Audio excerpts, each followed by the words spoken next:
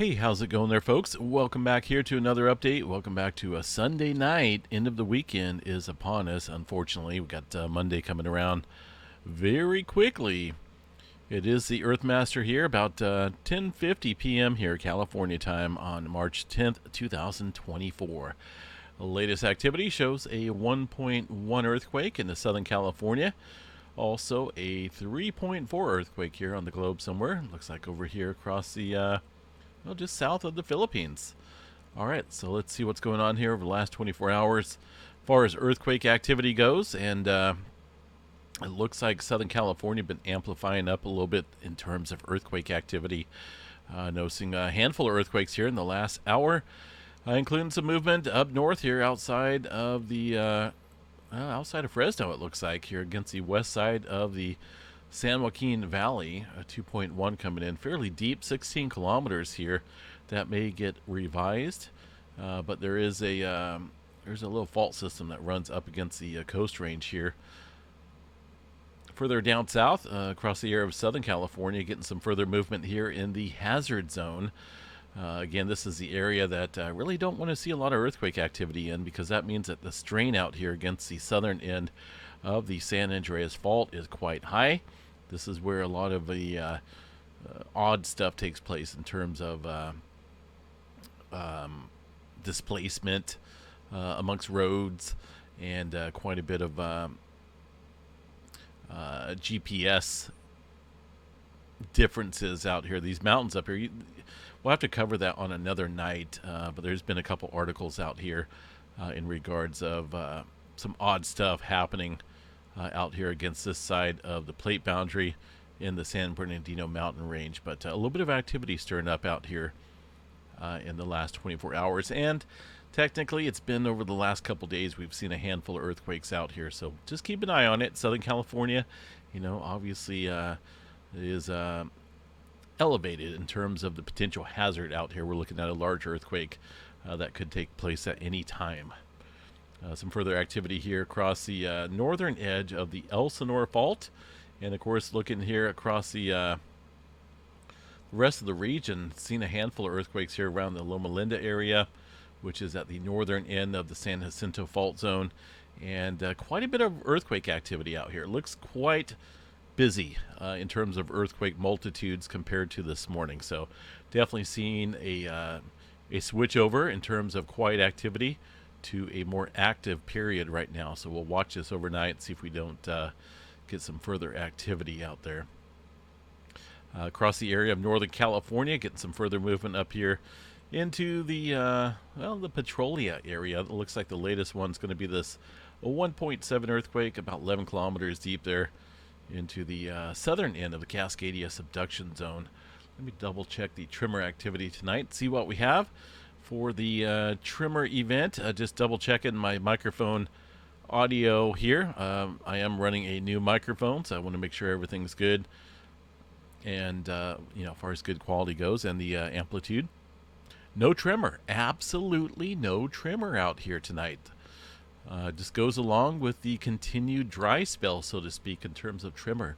We really haven't seen any elevated tremor activity since about 2022. Back in October was our last event. We're entering into some quiet periods out here. What that means, that's a good question. All right, further out and about here, Reno area. Looks like the last earthquake was a 1.7 here. Now, we've been watching some swarming activity come and go around the Reno area, specifically outside the Steamboat area here. So we'll have to watch this, see if it kicks up overnight. But for now, the last earthquake about 8 o'clock this morning for a 1.7. So things have kind of backed off in this area.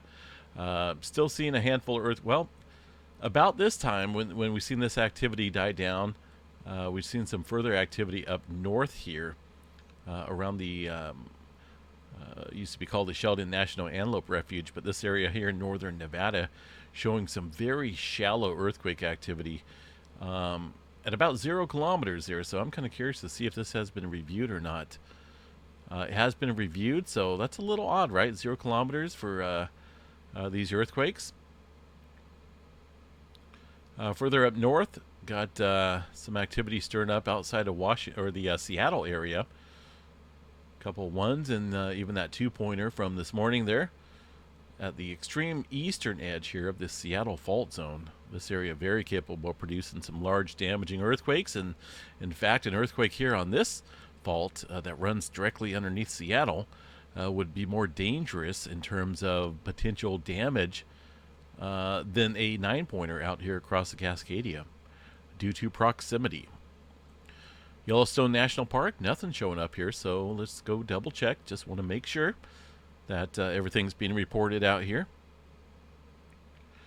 And yeah, it does look pretty quiet out here. There's some wind events right here earlier in the day, but that has since died off. That does show up pretty nicely across many seismograph stations there. The elements outside do play a major part on what goes on in the readings here across the seismograph station.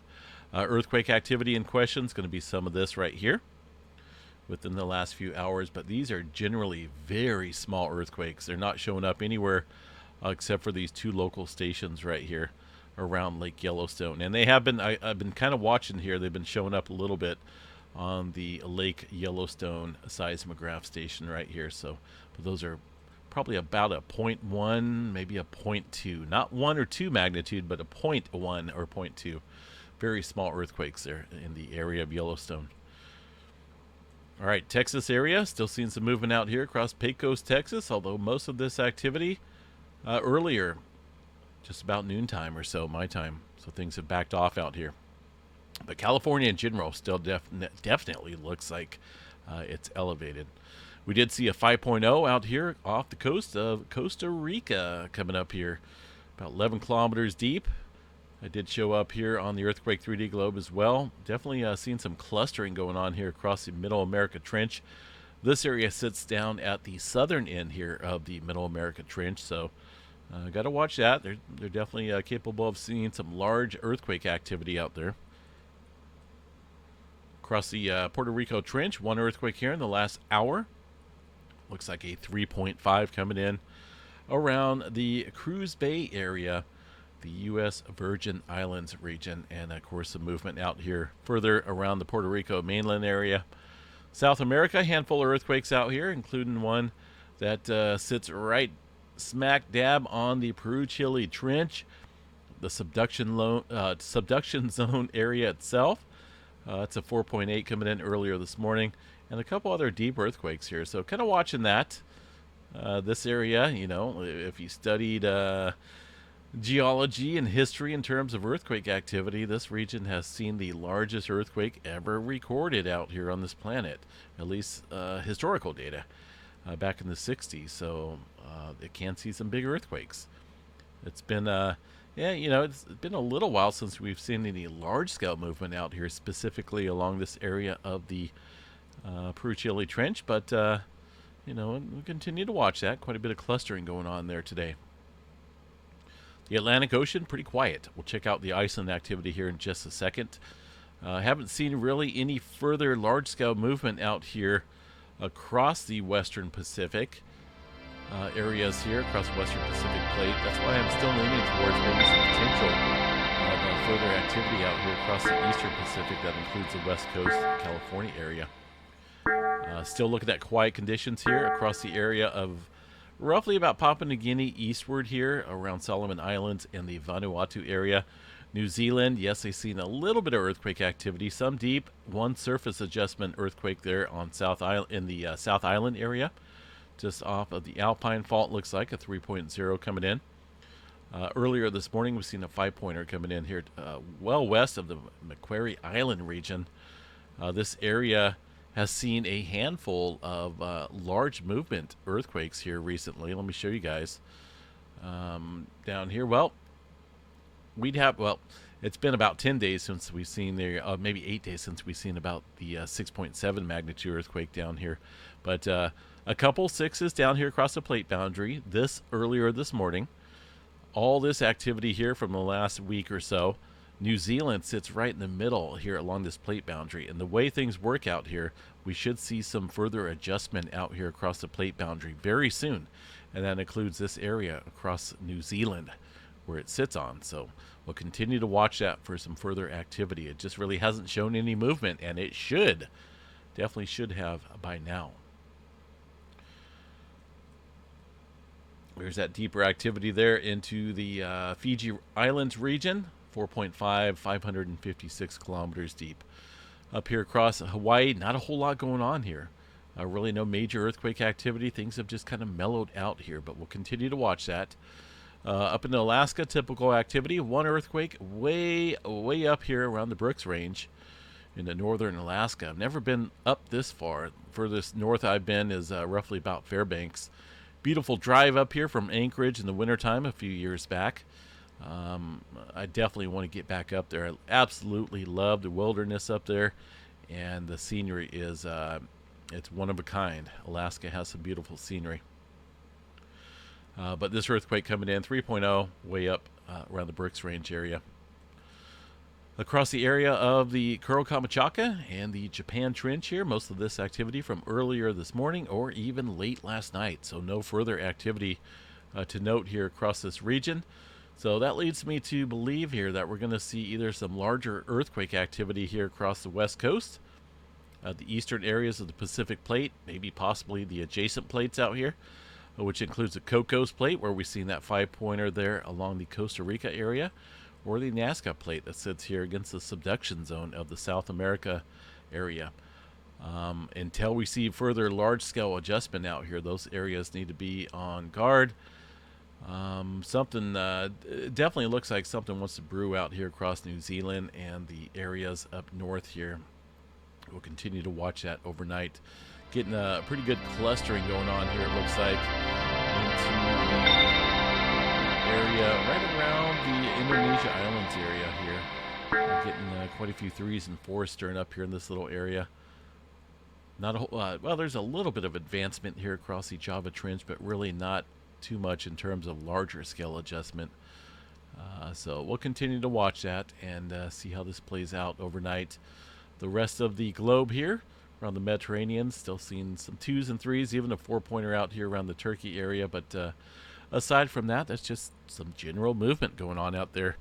Typical activity. The Atlantic Ocean, as I mentioned right here, very quiet, even on the USGS side of things here. So let's go check out the Iceland activity. Latest update here, or at least the latest earthquake information here.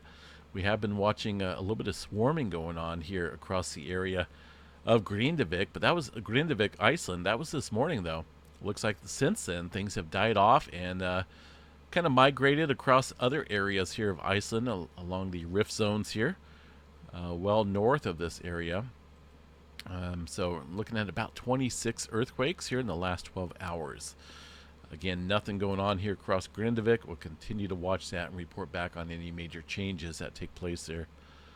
But look at California, just lighting up like crazy out here, folks. So definitely be on guard. I do have one station here around Southern California called Barrett. That's going to be the top station up here. That's located roughly, probably around here, but some of these smaller quakes may not be showing up on there. Little spike of an earthquake there on Mount St. Helens, so let's go check that out and see what's going on up there, up in the state of Washington. And looks like for now, all the volcanoes there across the west coast, quiet and in the green category, meaning that things have remained relatively stable here. We're not looking at any elevated activity. Mount St. Helens here, though, recently has been seeing some earthquake activity, specifically last year, right underneath this region, about 5 kilometers or so, right underneath the crater area, the summit region. They've seen a couple months of swarming, even caught the eye of the USGS there, and they put out notifications stating that magma could be refueling underneath this area. A look at the seismograph station here today. Not seeing a whole lot of earthquake activity. There's a couple spikes here showing up. These are distant earthquakes there that are showing up around the Washington area, further up north, at 2-pointer, and a couple 1s up there, I believe. But aside from that, there's not a whole lot showing up here. A couple earthquakes, though. Nothing like what we seen last year when we had that little earthquake swarming occurring up here. A look at the gas emission stations here across the Mount St. Helens area. Shows a little unusual spike here across the area for carbon dioxide. I'm not for sure what that is. I don't know if they had run some elevated generators out here or some heavy machinery. It just seems a little odd. I don't think that's volcanic related. Otherwise, other stuff would show up as well in terms of hydrogen sulfide, sulfur dioxide, and all of these look fairly quiet out here, fairly stable. So not a whole lot of development there in terms of volcanic activity around Mount St. Helens. All right, space weather activity here. Let's run over and check out the latest information here from the solarham.net site.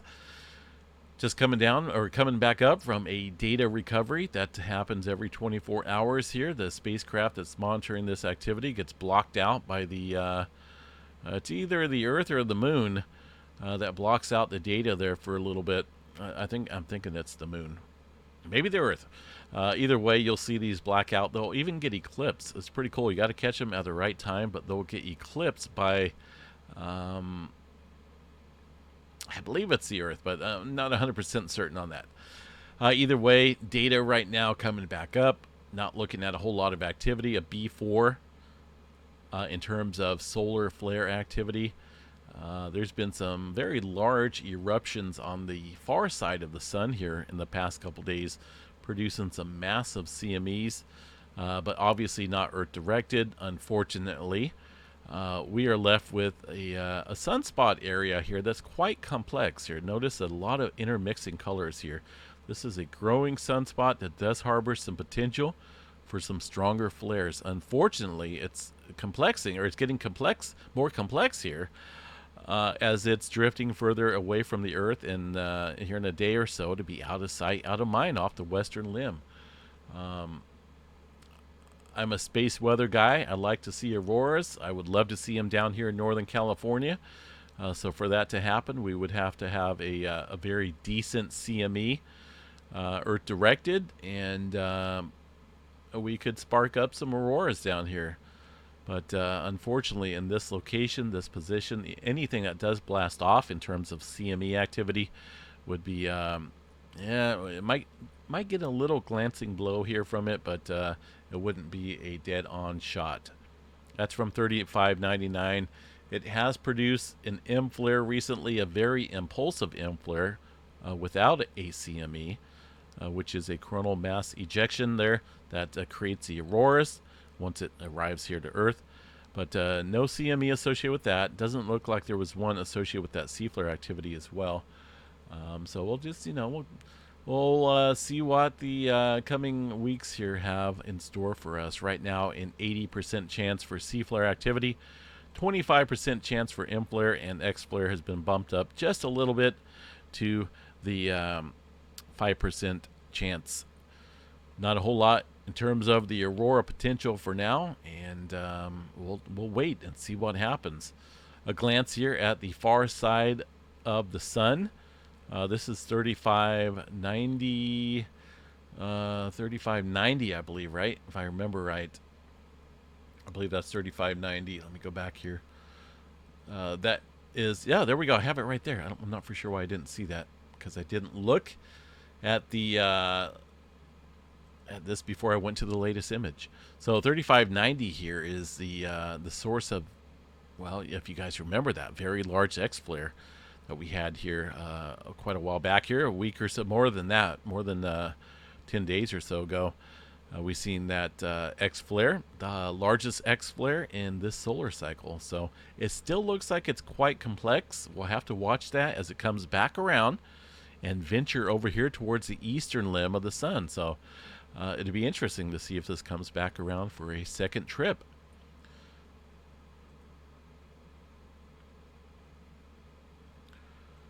All right, weather outlook here. There's not a whole lot of severe weather potential in the forecast, potentially here on day 5.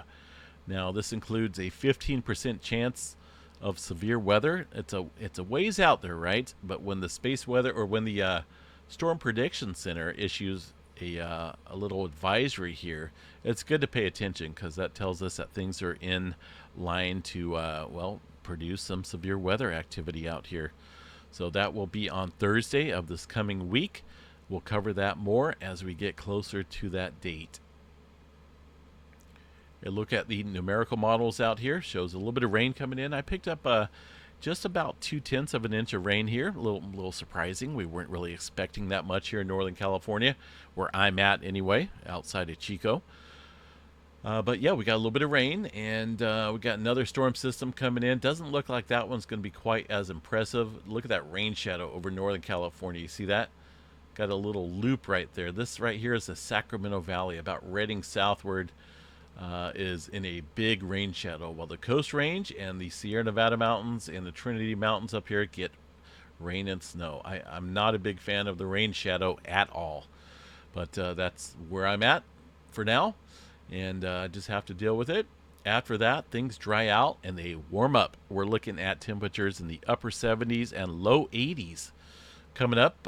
Looks like maybe as we head towards the Friday and next weekend time frame, and a good portion of next week looks pretty warm as well. I'm not seeing any storms knocking on the California door in these latest model runs here. A lot of low pressure systems up north here above the Great Lakes going to bring in some much colder air across the country, so just a heads up here. Let's check out the snowfall out here across the area, see who may be getting some snow out here. I know it's a ways out, but there's a lot of cold air associated with these frontal boundaries that are coming in. Quite a bit here across the Colorado area, Montana, looks like North and South Dakota as well, Minnesota. So just a heads up. As far as rainfall goes, total accumulated precipitation, not a whole lot here across California. Most of that's going to be Oregon and Washington area, and a good portion of the southeast, getting a lot of rainfall out here. All right, folks, I am off here. Again, I did add a new microphone here to the channel. I'm sure if you're into audio recording and whatnot, you will know this name. It's called a Shure SM7DB microphone.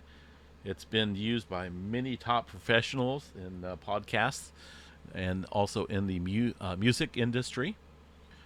So I would like to get your guys' input on the sound quality compared to my previous microphone, which was I have it right here. It's kind of a desktop microphone called the Blue Yeti.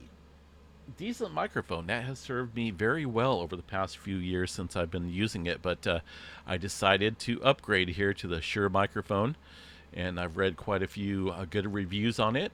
It does have a couple different equalizer settings, so I have it right now where I think things may be sounding good, so that's where I'm dependent on you guys to let me know how the audio sounds. I do have a fan in the background, and it's at the same level as in my previous videos, which probably picked up that fan more. This should be more of a vocal microphone, limiting the background noise. So just let me know. I appreciate it if you could chime in on the comments on this video, and let me know how the highs sound, let me know how the lows sound, let me know how the mid-range sounds. I'm just kind of chatting away from the microphone about 2 inches or so and speaking at a very normal tone of voice here in this video. So let me know, folks. I look forward to your comments. We'll catch you guys back here tomorrow for the Monday morning update. Have a good night, folks. Take care.